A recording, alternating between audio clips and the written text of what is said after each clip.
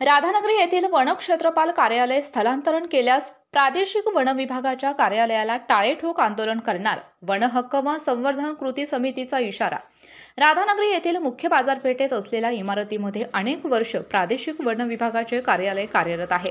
मात्र अधिकाऱ्यांच्या मनमानी कारभारामुळे सदरची जागा अपुरी आहे अशी सबब पुढे करून सदरचे कार्यालय गैबी नाक्याच्या पाठीमागे संरक्षित सागाच्या व निलगिरी जंगलामध्ये स्थलांतरित करण्याचा त्यांचा मनसुबा आहे। मात्र राधानगरी तालुक्यातील सामान्य जनतेच्या व स्थानिक रहिवासी यांच्या अडचणी लक्षात न घेता सदरचे कार्यालय गैबी येथे बांधण्याचा घाट घातला आहे। बाबा, खमंग म्हणजे काय?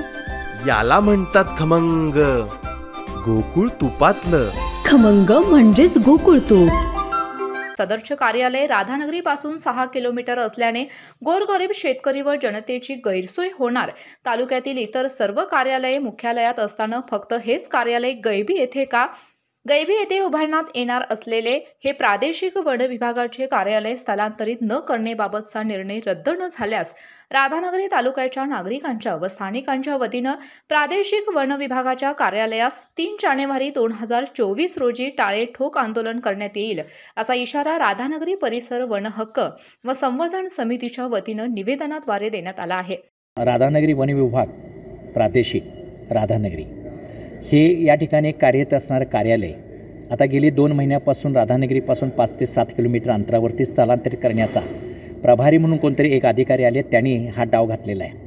पण हा त्यांचा जो डाव आहे तो इथल्या लोकांच्या भावना आणि गरजा आणि समस्या लक्षात न घेता केल्यामुळं इथल्या वन कमिटी आणि इथल्या 5 गावातल्या ग्रामस्थांनी याला पूर्णपणे विरोध केलेला आहे। यासाठी ग्रामसभेने ग्रामपंचायतीनं ग्रामसभा घेतल्यात आणि त्याचा ठरावसुद्धा केलेला आहे। जर हे ठरावाचा विचार त्यांनी वेळीच जर वरिष्ठांनी जर केला गेला नाही तर 3/1/2024 रोजी हजारोच्या संख्येनं या इमारतीच्या समोर या कार्यालयाच्या समोर धरणे आंदोलन करून टाळे ठोकण्याचा प्रयत्न करणार आहेत। याची दखल वरिष्ठ अधिकाऱ्यांनी घ्यावी आणि यातनं योग्य तो मार्ग काढून इथल्या जनतेच्या भावनांना सहकार्य करावं ही एवढीच आमची सर्वांची इच्छा आहे।